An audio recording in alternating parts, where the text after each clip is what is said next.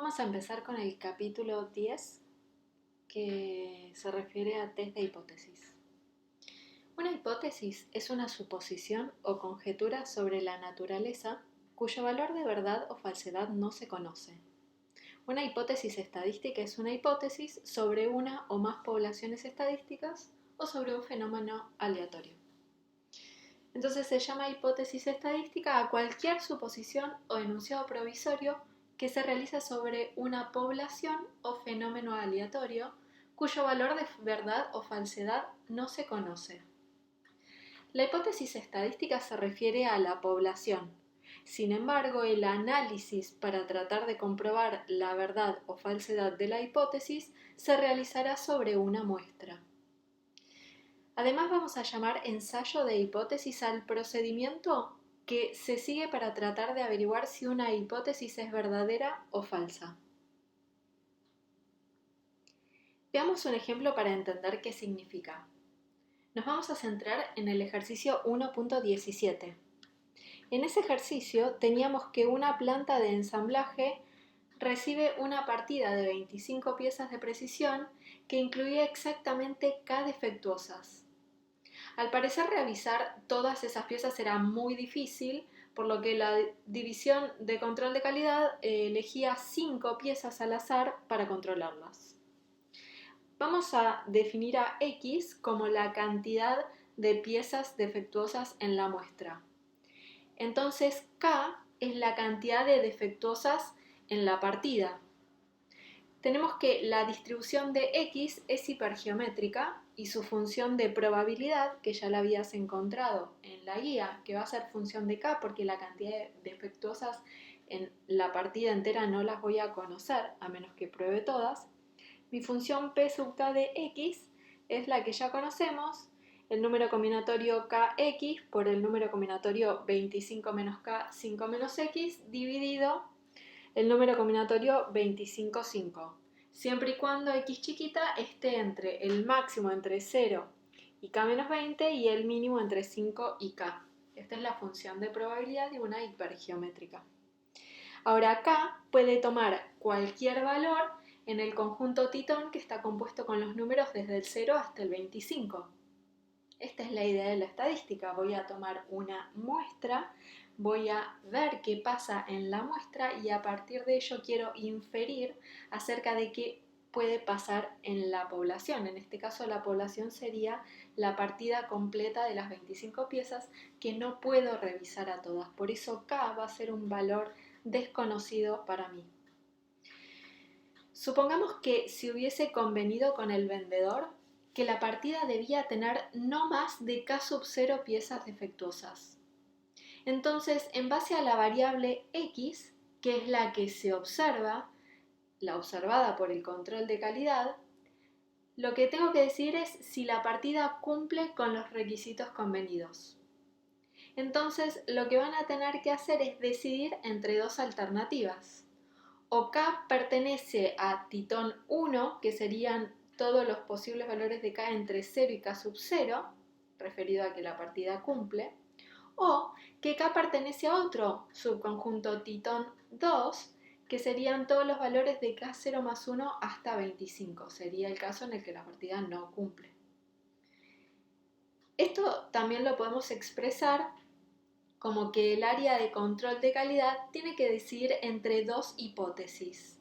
A una que la vamos a llamar H sub 0, que sería la hipótesis de que K pertenece a titón 1, versus otra hipótesis que la vamos a llamar H sub 1, que dice que K pertenece a titón 2. Y esta decisión la van a tener que hacer sobre los valores observados de X. Nuevamente veo que las hipótesis son acerca de un parámetro desconocido que nunca voy a poder conocer, por lo tanto son hipótesis, y la decisión la voy a tener que tomar a partir de valores observados en mi muestra. Generalizando en un ensayo de hipótesis siempre vamos a plantear dos hipótesis. H1, que quiere decir lo siguiente: el investigador suele tener una hipótesis de investigación que es la predicción que se deriva de la teoría que está analizando o que sustenta su trabajo. Esta hipótesis de investigación, cuando se formula con un propósito operacional, se llama hipótesis alternativa. La otra hipótesis la vamos a anotar H sub 0 y se llama hipótesis nula, y es la hipótesis objeto del ensayo. Esta hipótesis se formula con el propósito expreso de ser rechazada. Un ensayo puede rechazar o no la hipótesis nula. Cuando el ensayo no rechaza la hipótesis nula, diremos que no hay pruebas concluyentes en contra de la hipótesis, pero no quedará probado que la hipótesis sea verdadera. En cambio, si se rechaza la hipótesis nula, quedará probado que es falsa y se concluirá que la hipótesis alternativa es correcta. La conclusión fuerte en un ensayo de hipótesis únicamente se tiene en el rechazo de la hipótesis nula. Te voy a contar un cuentito acerca de los comienzos del test de hipótesis que creo que te va a aclarar un poquitito esta idea. Supongamos que nos encontramos en un juicio donde una persona será sometida a juicio para decidir si enviarla o no a la cárcel por un crimen. En este momento me imagino que estoy adentro de una película tipo Se presume inocente, que es re vieja de Harrison Ford, allá lejos, y seguro que no la viste, pero es muy buena. Al comienzo se cuenta con dos hipótesis. La persona es culpable o es inocente. Para tomar una decisión se tiene que encontrar evidencia suficiente que respalde dicha decisión. La presunción de inocencia que goza el acusado es la hipótesis nula que ensaya el juez. Ahora, si el juez encuentra evidencia suficiente de que la hipótesis nula es falsa, podría ser, no sé, un vaso con la huella digital en la escena del crimen, un martillo con sangre, cosas así. Entonces, rechaza la hipótesis y decide enviarlo a la cárcel. Esa es la decisión fuerte del test. Si no encuentra evidencia suficiente, no va a ir a la cárcel, pero eso no significa que el acusado sea inocente. Ahora, al momento de tomar una decisión, podría llegar a cometer distintos errores. Podría enviar a la cárcel a un inocente o dejar libre a un culpable.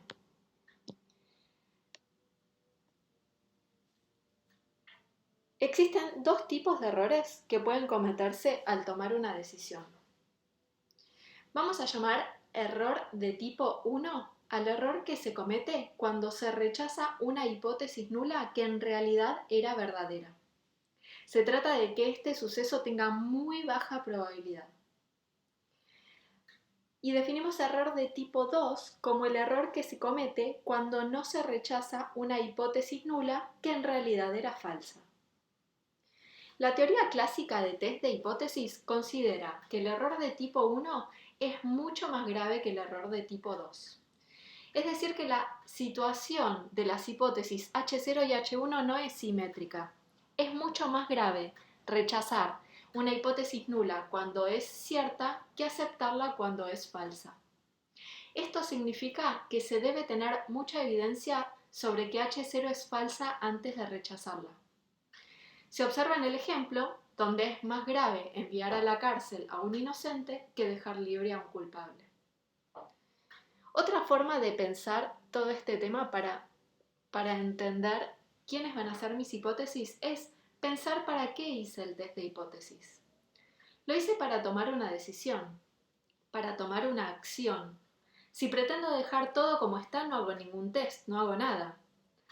En el caso de los lotes, el lote ya lo tengo, me lo puedo quedar y listo, pero tengo que decidir si le voy a decir al vendedor que me está mintiendo y devolverle el lote. Es una suposición muy fuerte, entonces necesito evidencia suficiente para respaldarlo.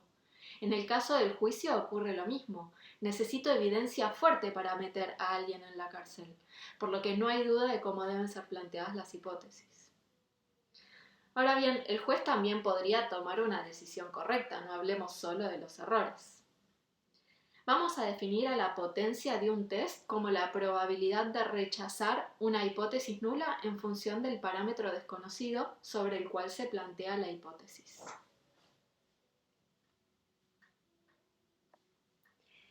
Un test de hipótesis va a ser una regla de decisión entre H0 y H1 y la expresamos como una función de la muestra aleatoria, delta de x, que puede tomar los valores 0 o 1.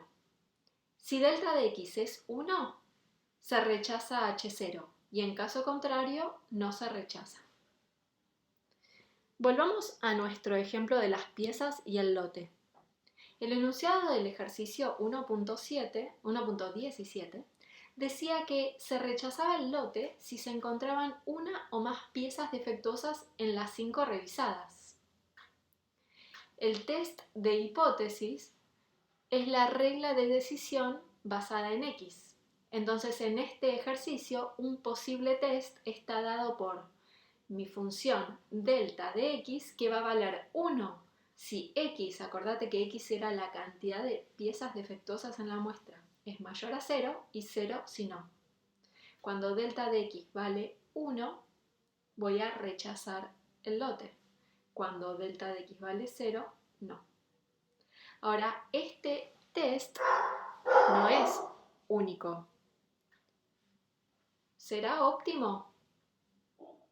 Por ahora no tenemos ningún criterio para elegir entre dos tests, ni entre muchos otros que podrían definirse.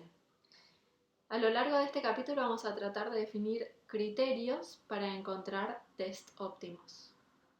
Y ahora sí nos vamos a poner serios. Viene esa parte del video en la que hace falta que te dé todas las definiciones teóricas y después vamos a hacer varios ejemplos para que puedas entenderlas. Pero no te estreses, son definiciones necesarias. Primera definición. Sea X una muestra aleatoria de una población con distribución f de x para tita en titón y vamos a definir dos subconjuntos de titón, titón 1 y titón 2, de manera tal que la unión de ellos me da todo titón y son mutuamente excluyentes. Un test para este problema es una regla de decisión basada en la muestra aleatoria para decidir entre dos hipótesis. Una hipótesis nula, que me dirá que tita pertenece a titón 1, versus una hipótesis alternativa que me dirá que tita pertenece a titón 2. Entonces, de acuerdo a lo definido antes, ¿quién sería mi probabilidad de cometer un error de tipo 1? Va a ser una probabilidad, que es función de tita, de rechazar H0 cuando tita pertenece a titón 1. Eso es, H0 es verdadero. Ahora, la probabilidad de cometer un error de tipo 2 va a ser la probabilidad en función de tita de no rechazar una hipótesis nula cuando debía haberla rechazado, o sea, cuando tita pertenece a titón 2. Y la potencia del test va a ser una función también del parámetro desconocido, que la voy a llamar pi de tita. Le pongo subdelta, en caso de que tenga muchos test diferentes voy a tener distintas funciones. Y es la probabilidad en función de tita de rechazar la hipótesis nula. Esto es la probabilidad en función de tita que delta de x sea 1.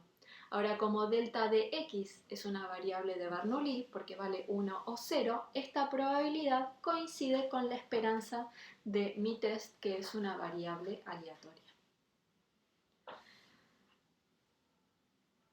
Podemos observar, si queremos escribir todo en función de pi, que la probabilidad de cometer un error de tipo 1 es la función pi de tita cuando tita está en titón 1 y la probabilidad de cometer error de tipo 2 es 1 menos pi de tita con tita en titón 2.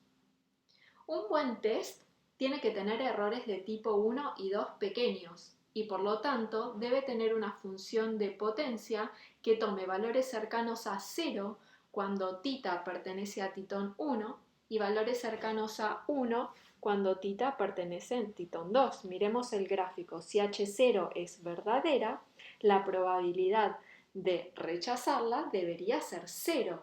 Y si H0 fuera falsa, la probabilidad de rechazarla debería ser 1. Esto sería un test perfecto. Pero esto, la verdad, que no existe. Por lo tanto, vamos a tener que buscar un test óptimo de manera que la función de potencia se parezca lo más posible a este mundo ideal que planteamos. no vamos a poder en realidad hacer que ambos errores sean pequeños simultáneamente. Más aún para un tamaño de muestra dado, para que disminuya la probabilidad de que ocurra un error de tipo 1, tenemos que aumentar la probabilidad de que ocurra un error de tipo 2, o sea, disminuir la potencia. Si queremos que ambos sean pequeños, debemos aumentar la cantidad de observaciones. Vamos a llamar nivel de significación del test a la máxima probabilidad de cometer error de tipo 1. O sea que el nivel de significación, que lo vamos a llamar alfa, va a ser el máximo de la función potencia para todos los titas que pertenecen a titón 1. Es la máxima probabilidad de que me pase lo peor que me puede pasar. Y vamos a llamar p-valor de un test al menor nivel de significación para el cual rechazamos una hipótesis nula para una observación dada. Dicho de otra forma, es la probabilidad de encontrar un valor tan o más extremo que el que acabo de encontrar con una muestra observada. Esta definición de p-valor es muy importante, pero la vas a poder entender recién cuando hagamos un ejemplo y podamos graficar lo que significa. Vas a ver que es muy simple. Por último voy a llamar a beta de tita a la función, en función de tita, de la probabilidad de cometer un error de tipo 2. Por lo tanto va a ser 1 menos pi de tita para cualquier tita en titón 2. En muchos casos esta función se llama curva característica operativa. Bueno, ahora sí vamos a ver un ejemplo para ver si podemos poner en práctica todo lo que acabamos de escribir. La producción diaria en cierta empresa es aleatoria con distribución normal de parámetros 10 y 1,5 al cuadrado. Se propone comprar una máquina que promete una distribución normal 11, 1,5 al cuadrado. Entonces lo que quiero es plantear las hipótesis correspondientes al problema y ver si podemos encontrar el test que permite decidir. Bueno, un test, hay muchos, vamos a encontrar alguno. ¿Cómo encuentro mi test, mi regla de decisión? Vamos a pensar en una idea. Necesito decidir si esta nueva máquina es igual a la que tengo o realmente produce con una media mejor, que en este caso es igual a 11. Ahora, solamente voy a comprar la máquina si encuentro evidencias de que es mejor. ¿Por qué? Porque voy a gastar mucha plata. Esa es la decisión fuerte que tengo que tomar. Por lo tanto, las hipótesis que tengo que plantear son H0 mu es igual a 10 versus H1 mu es igual a 11. H1 me dice que la máquina nueva es mejor y H0 me dice que la máquina nueva es tan buena como la que tengo. Por lo tanto, voy a rechazar H0 solo si encuentro evidencia suficiente de que mu no es 10 sino que es 11. Acá estamos hablando de un ejemplo súper simple en el cual titón, que es el conjunto de todos los posibles valores de mi parámetro, solo tiene dos valores. Estamos yendo a una modelización súper extrema para entender la idea de cómo plantear un test. Acá solo existen dos valores de mu, o es 10 o es 11. Observa que las hipótesis siempre se plantean sobre un parámetro desconocido del cual nunca voy a conocer su verdadero valor. Ahora voy a tener una muestra, observarla y decidir en base a ella si voy a comprar la máquina o no. Supongamos, por ejemplo, que n es igual a 16.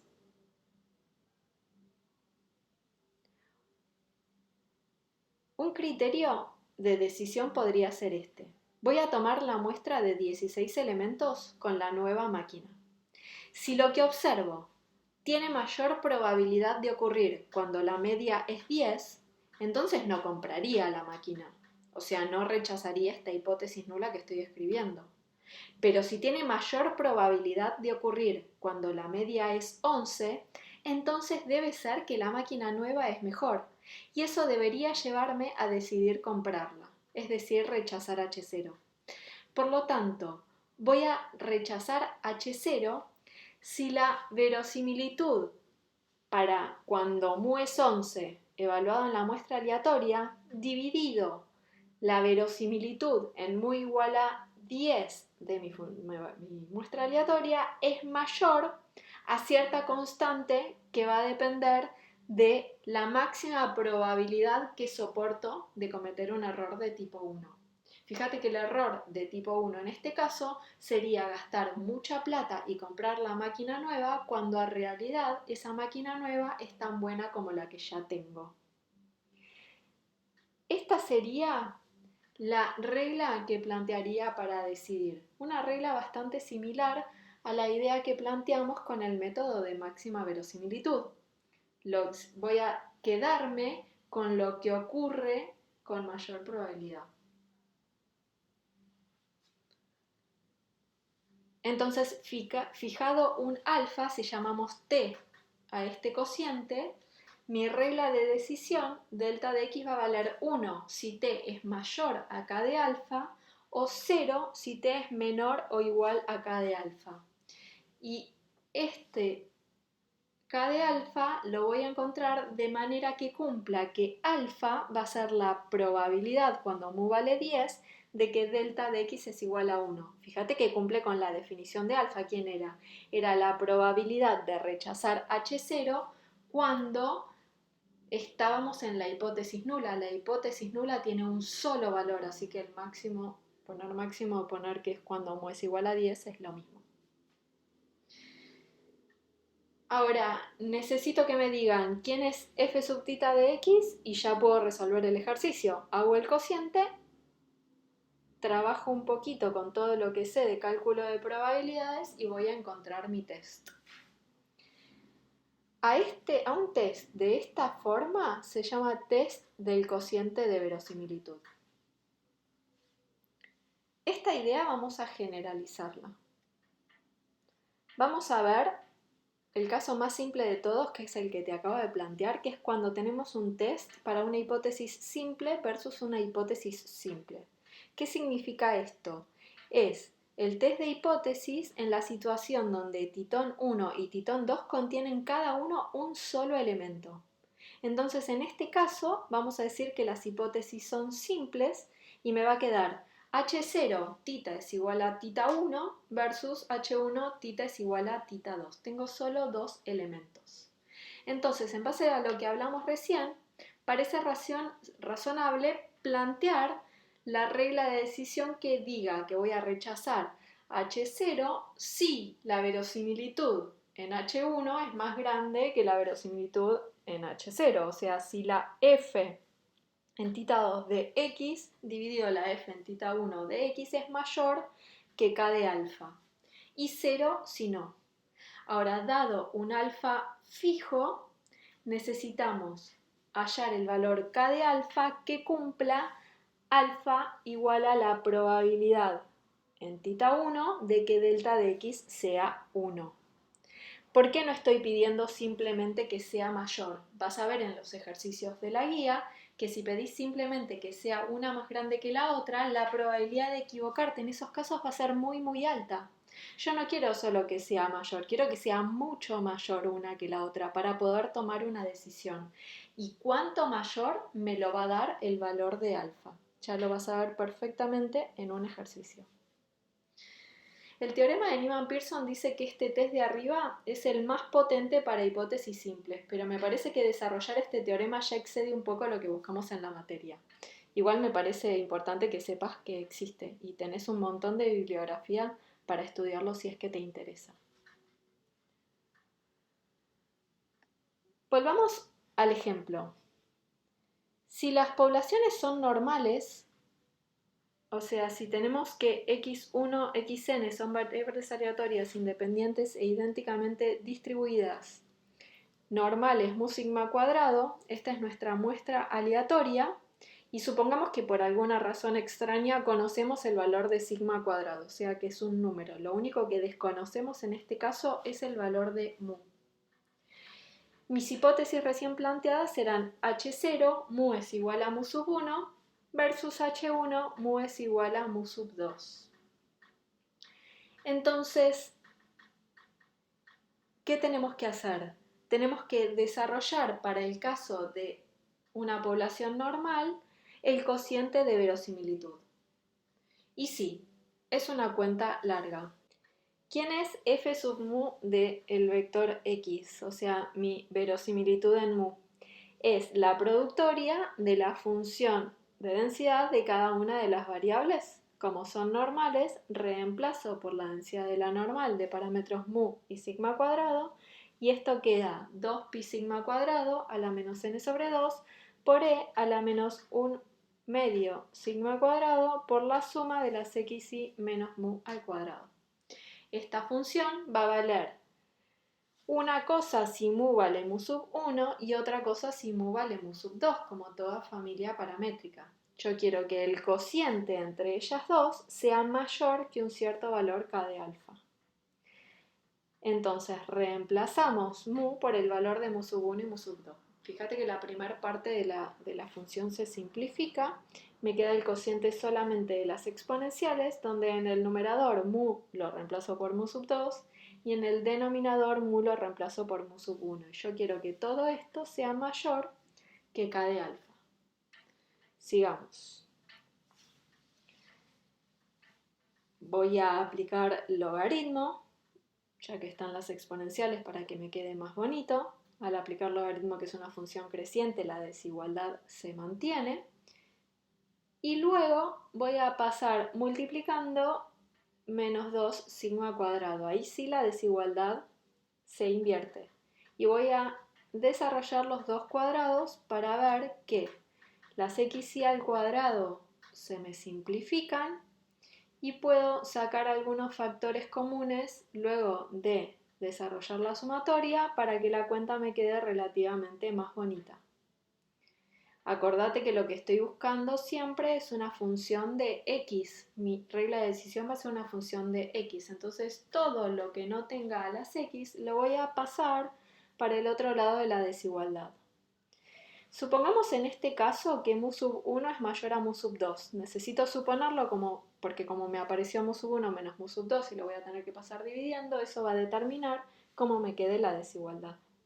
Si mu sub 1 es mayor que mu sub 2, cuando pase dividiendo la desigualdad se mantiene, y si agarro todo ese número gigante y lo llamo k', me queda que la suma de las nxy tiene que ser menor que k', donde k' es una constante que depende de un montón de cosas y de alfa. Como son numeritos no me interesa absolutamente para nada, mientras que no tengan a la x, que me quedó ahí adentro. Por lo tanto, delta de x, que parecía una cosa muy horrible, me queda igual a 1 si la suma de las xy grandes, ojo que esto es una variable aleatoria, es menor que k' de alfa y 0 si no. Fíjate que estoy tratando de decidir entre dos hipótesis, h0 que dice que mu es mu sub 1 y h1 que dice que mu es igual a mu sub 2, donde mu sub 2 es más chica que mu sub 1. Entonces voy a decidir que tengo una media más chiquita si la suma de mis variables observadas es muy chiquitita, o sea, menor que una cierta constante k' de alfa. Para hallar el valor de k' de alfa, tengo que usar la segunda condición, que ¿cuál era? Era que alfa es la probabilidad, cuando mu es mu sub 1, de rechazar la hipótesis nula, o sea, de equivocarme. O sea que es la probabilidad, cuando mu es mu sub 1, de que la suma de las xy sea menor a k' de alfa. Ahora dijimos que las xy eran normales, de media mu y varianza sigma cuadrado. Ahora yo estoy bajo el universo en el que mu es mu sub 1.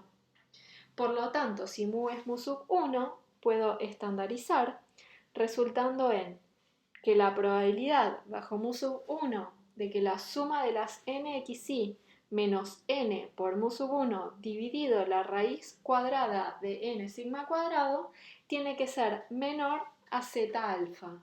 ¿Y por qué es eso? Y porque si las xy son normales, la sumatoria de las xy también son normales. Cuando estandarizo llego a una normal 0,1 y que esa probabilidad de menor me dé alfa ocurre en el cuantil z de alfa. Ojo que para todo este capítulo la guía 8 la tenés que tener súper afilada para que estas cuentas te resulten fáciles. Lo que acabo de encontrar es la regla de decisión perfectamente escrita.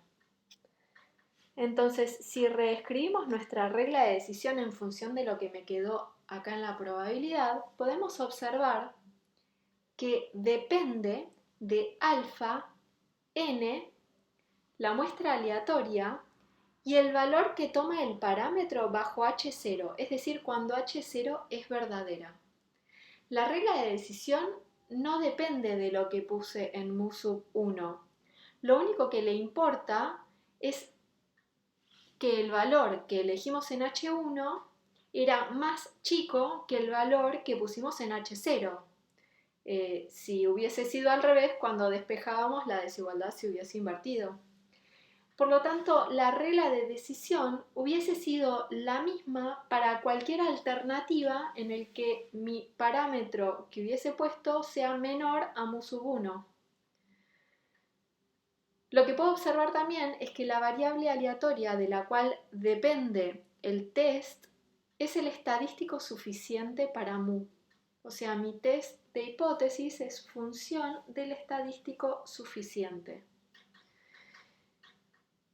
A la función de la muestra aleatoria de la cual depende el test la voy a llamar estadístico del test. Fíjate que n es una constante, mu sub 1 es una constante, que es el numerito que puse en h0, y sigma cuadrado lo conocía también. Por lo tanto, esta es solo una función de la muestra aleatoria. Grafiquemos para ver lo que está pasando. El estadístico, en este caso, tiene distribución normal 0,1. El test rechaza h0 cuando mi estadístico es menor que z de alfa, que va a estar de este lado de la campana porque alfa siempre es pequeñito. Por lo tanto, una vez que planteo el test, voy a tomar mi muestra, evaluar el estadístico, y si el valor del estadístico observado ya evaluado en mi muestra cae en lo que llamo zona de rechazo, eso significa que tengo que rechazar h0 y decidir que h1 es verdadera. Si por el contrario mi observación cae fuera de la zona de rechazo, voy a decir que no tengo evidencia suficiente para rechazar h0. En este caso no voy a decir que h0 es verdadera, porque eso nunca lo voy a saber. Solo por ahora no puedo decir que es falsa. Vamos a ver algunas propiedades más y después sí un ejemplo con todos los números para que podamos cerrar este video tratando de entender todas las definiciones que vimos. Estudiemos ahora la función potencia para este caso. En este caso tenemos que mu sub 1 es más grande que mu sub 2. Entonces la función potencia, que es función de mu, es la probabilidad para todo mu de que delta de x sea 1. Como habíamos ya definido delta de x igual a 1, esto equivale a la probabilidad para todo mu de que la suma de las xy menos n veces mu dividido la raíz cuadrada de n por sigma cuadrado sea menor que z de alfa. Voy a despejar mi variable aleatoria, que es la suma de los xy, y ahora lo que voy a hacer es estandarizar. Sabemos que la suma de las nxy tiene una distribución normal de parámetro n veces mu y n veces sigma cuadrado. Por lo tanto, de los dos lados de la desigualdad voy a restar n veces mu y voy a dividir por la raíz cuadrada de n veces sigma cuadrado. Eso me da la probabilidad de que una normal estándar sea menor que cierto cuantil que resulta de realizar esa transformación, resultando en la función phi evaluada en z de alfa menos raíz de n sobre sigma por mu menos mu sub 1, para todo mu en R. Vamos a graficar entonces cómo nos queda esta función potencia en función de mu. Fíjate que para el caso en el que mu sub 1 es mu sub 2, a medida que mu aumenta, esta función disminuye. ¿Por qué? Porque fíjate en la cuenta, z de alfa es un cuentil negativo y le estoy restando un número cada vez más grande. A medida que mu aumenta, este valor disminuye, es una función decreciente. También fíjate que si mu vale mu sub 1, la función potencia resulta en alfa. Entonces podríamos tener una idea de la pinta de la gráfica de la función pi en función de mu. Cuando mu tienda a infinito, esta función va a tender a 0 y cuando mu tienda a menos infinito, esta función va a tender a 1. Ahora, fíjate que si en lugar de definir las hipótesis como lo habíamos hecho antes, hubiésemos definido h0 mu mayor o igual a mu sub 1 versus h1 mu menor que mu sub 1, vale exactamente el mismo test de hipótesis. ¿Por qué? Porque fíjate que para todos los valores en los que h1 es verdadero, o sea que h0 es falsa, la máxima probabilidad de rechazar sigue siendo alfa, por lo cual se cumple la definición que habíamos dado para el test de hipótesis, que lo desarrollamos con el cociente de verosimilitud. Vamos a hacer un último ejemplo con todas las cuentas y los valores para que puedas ver cómo desarrollarlo. Supongamos que se mide el grado de impurezas de un producto químico. El método de medición está afectado por un error que se supone con distribución normal 0 y 0,01. Además, los errores correspondientes a diferentes mediciones son independientes entre sí. Se sabe que el producto es aceptable si el grado de impurezas es menor a 0,7. Vamos a hacer 64 mediciones y queremos encontrar un test de modo que la probabilidad de aceptar el producto cuando éste no satisface las condiciones sea menor a 0,05. Prestamos atención al enunciado y vamos a ver qué es lo que sabemos. Estamos queriendo medir un grado de impurezas. Al grado de impurezas lo voy a llamar tita, es un valor fijo, constante, que desconozco. Ahora, lo que tenemos es que la medición está afectada por un error aleatorio. ¿Qué es lo que yo voy a observar? Yo voy a observar las mediciones de este grado de impurezas. Entonces, mi variable aleatoria va a ser la variable que me indica cuánto vale cada medición.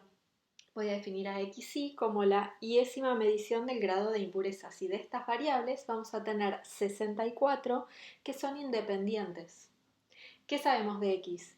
X es lo que quiero medir más el error de medición que sabemos que tiene distribución normal de parámetros 0 y 0,1. Por lo tanto, x es una variable aleatoria con distribución normal de parámetros tita y 0,01. Es un lindo enunciado para ver por qué podría suceder que en algún caso conozca la distribución, conozca la varianza, pero desconozca la media de la variable aleatoria. Entonces, lo que me están pidiendo es que arme un test de hipótesis para poder decidir si este elemento, este producto que estoy midiendo, cumple o no cumple con cierta característica. Entonces vamos a tener que definir un juego de hipótesis que me ayuden a tomar esta decisión, que además cumpla con que la probabilidad de aceptar el producto cuando en realidad no satisface sea menor a 0,5. ¿Por qué me dan esta oración? En un ejercicio siempre me tienen que contar qué es lo peor que les puede pasar, porque yo puedo no conocer de qué se trata el experimento y es importante que me aclare esta situación. Lo que me está diciendo esta probabilidad, este dato, es que lo peor que le puede pasar a este experimento es aceptar el producto cuando no satisface con el requisito. Y esa probabilidad tiene que ser muy chiquita. ¿Cuánto? Menor a 0,05. Lo que me están diciendo entonces es que aceptar el producto cuando no satisface es mi error de tipo 1 y que el valor 0,05, que es la máxima probabilidad de cometer un error de tipo 1, es 0,05. En este caso sería el supremo. Así que ahora pensemos, ¿quién era el error de tipo 1? Era rechazar una hipótesis nula que es verdadera. Entonces, que no satisface es que sea H0 verdadera y aceptar el producto sería rechazar mi hipótesis nula. Por lo tanto, pensando qué significa, tengo que definir mi hipótesis nula como tita mayor o igual a 0,7 versus H1 tita menor a 0,7. Y ahora pensamos, ¿está bien lo que dijimos? Con estas hipótesis, si rechazo H0, eso significa que cumple con las condiciones que debe cumplir y aceptaría el producto. Bien, y H0 dice el producto no satisface las condiciones. Así que efectivamente estoy definiendo las hipótesis de manera que la probabilidad de cometer un error de tipo 1 es menor que alfa. Ahora, escribir esto ya lo vimos recién con nuestra curva, que es equivalente a definir mi hipótesis nula como tita igual a 0,7, que sería el límite, versus H1 tita menor a 0,7. En lo personal me gusta más definirlo de esta forma porque pensar en la igualdad en H0 hace que las cuentas sean muchísimo más fáciles. Lo que vimos recién es que el test de cociente de verosimilitud para este caso en el que tenemos distribuciones normales con una varianza conocida, la regla de decisión valía 1 si la suma de mis variables aleatorias de la muestra era menor que cierto valor K' de alfa y 0 si no. ¿Ves que es el mismo ejemplo, no? Porque si en H1 tengo tita menor a 0,7, es equivalente a si hubiese planteado un test para tita igual a mu sub 1 versus tita igual a mu sub 2 con mu sub 2 menor a mu sub 1. Es un ejemplo que efectivamente cumple con las condiciones del desarrollo teórico que acabamos de hacer. Ahora, este test debe cumplir que alfa sea 0,05. ¿Y quién sería alfa? Es la probabilidad bajo H0, o sea, cuando tita es 0,7, de que rechace mi hipótesis, o sea, de que delta de x sea 1. Alfa es la probabilidad de rechazar mi hipótesis nula cuando es verdadera. Si hubiese dejado tita mayor o igual a 0,7, tendría que buscar el máximo de esa probabilidad. Por eso es mucho más simple si pienso directamente en poner la igualdad en H0. Ahora tenemos que desarrollar la probabilidad. La probabilidad cuando tita es 0,7 de rechazar es la probabilidad de que la suma de mis 64xy sea menor a K' de alfa y estandarizando me queda, como si usamos que las xy son normales, con media tita y varianza 0,01, lo que voy a hacer es restar n veces 0,7 porque estoy bajo la probabilidad con tita igual a 0,7 y dividido por la raíz cuadrada de 64 por 0,01.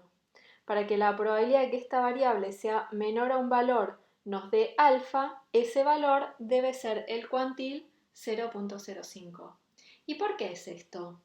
Bueno, porque si tita es 0,7, entonces la suma de 64 variables normales también es una normal de parámetro 64 por 0,7 y 64 por 0,01. Entonces fíjate que cuando realizo esa transformación me devuelve una normal 0,1. Siempre en esta parte te conviene dibujar como lo hiciste con la guía 8. Nuevamente, a partir de este punto, lo que vas a tener que hacer en cada ejercicio es trabajar con las distribuciones y el cálculo de probabilidades tal cual lo aprendiste en todas las guías de probabilidad. Quiero que entendamos un segundo qué es lo que queremos decir con mi regla de decisión. Yo lo que quiero decidir es que tita es chiquito. Fíjate que en H1 dice tita menor a 0,7. Y mi regla de decisión va a decidir que tita es chiquito cuando la suma de todos los valores de la muestra también me da chiquito, que me dé más chiquito. Y eso tiene sentido porque θ es la esperanza de la variable aleatoria.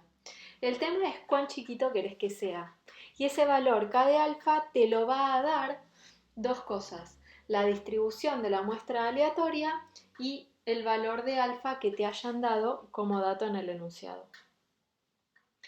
Por lo tanto, para este problema, ¿cómo nos queda la regla de decisión? Nos queda que voy a rechazar la hipótesis nula, o sea, delta va a ser 1 si la suma de la 64xy menos 64 por 0,7 dividido la raíz de 64 por 0,01 es menor que menos 1,6449, que es el cuantil 0,5 de la distribución normal que sacó en tabla. Y vale 0 si no. Fíjate que el estadístico del test, ahora sí con números, solo depende de la muestra aleatoria. Acá no hay forma que pueda tener letras que no pueda evaluar por valores que tenga del enunciado. Sí o sí, por ser un estadístico, solo puede ser función de la muestra aleatoria. Pero cuidado, función de la muestra aleatoria. El test siempre lo voy a desarrollar previo a observar los valores de la muestra. Entonces no puede contener valores observados de la muestra. Y fíjate de vuelta que depende de el valor que puse en H0, que es 0,7, N, que es 64, y alfa, que es la que me dio el cuantil para el cual voy a marcar mi zona de rechazo. Si graficamos esta regla, tenemos que nuestro estadístico es una normal centrada en 0, hacemos la campanita, y mi zona de rechazo son todos los valores de t menores que menos 1,6449. Esto que estoy pintando es la zona de rechazo. Ahora, me dicen que al tomar la muestra de 64, esta muestra arrojó una suma de 47,71. La suma de las 64x y chiquitas me dio 47,71. Entonces ahora sí puedo evaluar mi estadístico. Eso me da t chiquita, que es igual a menos 1,35. Mirando el gráfico, el menos 1,35 no cae en la región de rechazo. Por lo tanto, no voy a rechazar H0. ¿Y qué significa eso?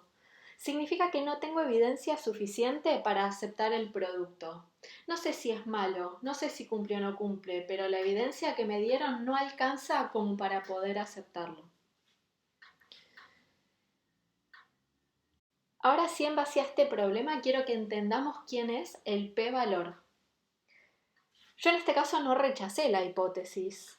Y no sé, será por poco que no la rechacé, porque el límite que me decía rechazar o no rechazar era menos 1,6449 y el valor del estadístico evaluado en mi muestra me dio menos 1,35, parece como re cerquita. Entonces digo, ¿hasta dónde podría haber llegado el límite de mi regla de decisión? O sea, mi zona de rechazo, ¿hasta dónde podría haber llegado como máximo de manera que hubiese rechazado la hipótesis con la muestra que tengo?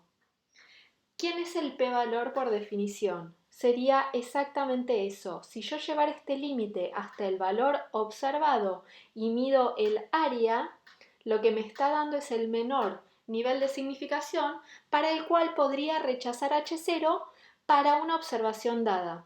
Fíjate qué importante que mientras que todo un test de hipótesis se debe definir previo a tomar la muestra, el p-valor es un número que da idea de lo que dio mi muestra. Esto se calcula luego de haber observado la muestra.